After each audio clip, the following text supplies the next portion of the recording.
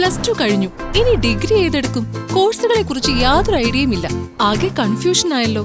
ഇങ്ങനെയൊക്കെയുള്ള ചോദ്യങ്ങൾ നിങ്ങളെ അലട്ടുന്നുണ്ടോ? എന്നാൽ ഇനി ടെൻഷൻ വേണ്ട, പരിഹാരമുണ്ട്. ആദിൽ സാറിന്റെ സൗജന്യ ബാസ് ഡിഗ്രി ഫൗണ്ടേഷൻ ക്ലാസ്സിലോട്ട് അഡ്മിഷൻ ആരംഭിച്ചിരിക്കുന്നു. ഇപ്പോൾ തന്നെ നിങ്ങളുടെ സീറ്റ് ഉറപ്പാക്കൂ.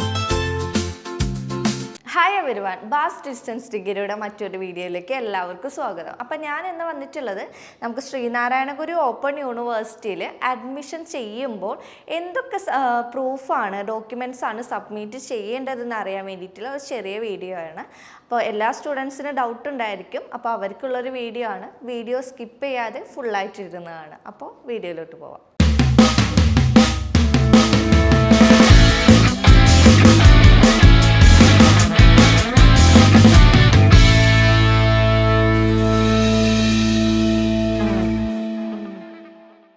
+2 കഴിഞ്ഞ സ്റ്റുഡൻസിന് ഡിഗ്രി ചെയ്യുമ്പോൾ ഏതൊക്കെ സബ്ജക്റ്റ് എടുക്കണം, അല്ലെങ്കിൽ ഏതൊക്കെ സബ്ജക്റ്റിന് എന്തൊക്കെ ജോബ് കിട്ടുമെന്ന് അറിയാത്ത സ്റ്റുഡൻസിന് നമ്മുടെ ആദിൽ സാർ കണ്ടക്ട് ചെയ്യുന്ന ഫൗണ്ടേഷൻ ക്ലാസ് അവൈലബിൾ ആണ്.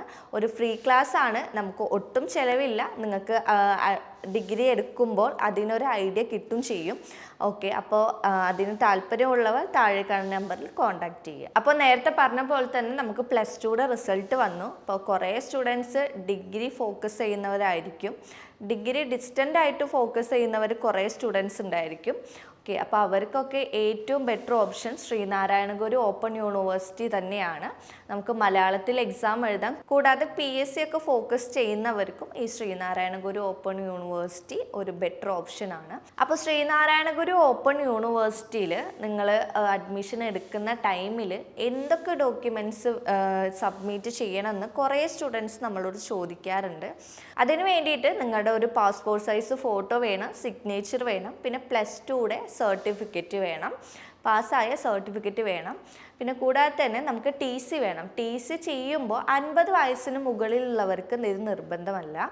പിന്നെ കൂടാതെ തന്നെ നിങ്ങൾ TC ഒക്കെ ലഭിക്കുകയാണെന്നുണ്ടെങ്കിൽ നമുക്കത് മസ്റ്റായിട്ട് വേണം. ഇനി TC ഇല്ലാത്തവർക്ക്, അഡ്മിഷൻ ടൈമിൽ TC ഇല്ലാത്തവർക്ക് ആ ടൈമിൽ അഡ്മിഷൻ ചെയ്യാതെ ഇരിക്കേണ്ട. നമ്മൾ രജിസ്ട്രേഷൻ ടൈമിൽ നിർബന്ധമായിട്ടും നിങ്ങൾ TC ഹാജരാക്കണം. അത് മസ്റ്റായിട്ട് ചെയ്യേണ്ട ഒരു കാര്യമാണ്. പിന്നെ വേണ്ടത് ആധാറാണ്. ആധാർ നമുക്ക് എല്ലാ അപേക്ഷകർക്കും ആധാർ നിർബന്ധമായിട്ടാണ് വേണ്ടത്.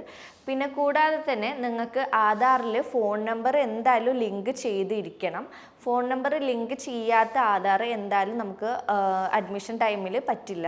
അപ്പോൾ എന്തായാലും ഫോൺ നമ്പർ ആധാറായിട്ട് എന്തായാലും ലിങ്ക് ചെയ്തിരിക്കണം. പിന്നെ ഒരു സർട്ടിഫിക്കറ്റ് എന്ന് പറയുന്നത് കാസ്റ്റ് ഇൻകം NCL സർട്ടിഫിക്കറ്റ്, അതായത് ആധാർ, വരുമാനം, NCL സർട്ടിഫിക്കറ്റ് ആണ് വേണ്ടത്. ഓക്കെ, അപ്പോൾ ഇത്രയാണ് ഡോക്യുമെൻറ്റ്സ് നമ്മൾ അഡ്മിഷൻ ടൈമിൽ സബ്മിറ്റ് ചെയ്യേണ്ടത്. ഓക്കെ, അപ്പോൾ ഇത്രയും കാര്യങ്ങൾ നിങ്ങൾക്ക് മനസ്സിലായെന്ന് വിചാരിക്കുന്നു.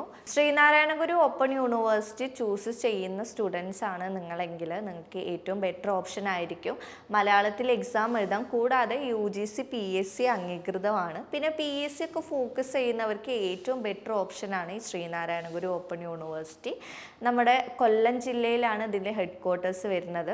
അപ്പോൾ നമുക്ക് എന്തെങ്കിലും സർട്ടിഫിക്കറ്റിന് എന്തെങ്കിലുമൊക്കെ വെരിഫിക്കേഷൻ, അതായത് സർട്ടിഫിക്കറ്റിന് എന്തെങ്കിലുമൊക്കെ ഇഷ്യൂ ഉണ്ടെന്നുണ്ടെങ്കിൽ നമുക്ക് കൊല്ലം ജില്ല വരെ പോയാൽ മതി.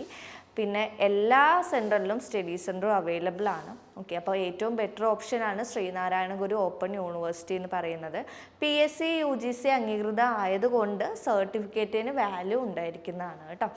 അപ്പോൾ ശ്രീനാരായണ ഗുരു ഓപ്പൺ യൂണിവേഴ്സിറ്റിയിൽ അഡ്മിഷൻ ചെയ്യുമ്പോൾ എന്തൊക്കെ ഡോക്യുമെൻറ്റ്സ് സബ്മിറ്റ് ചെയ്യണമെന്ന് നിങ്ങൾക്ക് എല്ലാവർക്കും മനസ്സിലായിട്ടുണ്ടായിരിക്കും. അപ്പോൾ ഇതിലെന്തെങ്കിലും കൺഫ്യൂഷൻ ഉണ്ടെന്നുണ്ടെങ്കിൽ താഴെ കമൻറ്റ് ചെയ്യുക, നമ്മൾ റിപ്ലൈ തരുന്നതായിരിക്കും. അപ്പോൾ മറ്റൊരു വീഡിയോ ആയിട്ട് വീണ്ടും കാണാം. Keep going, happy learning.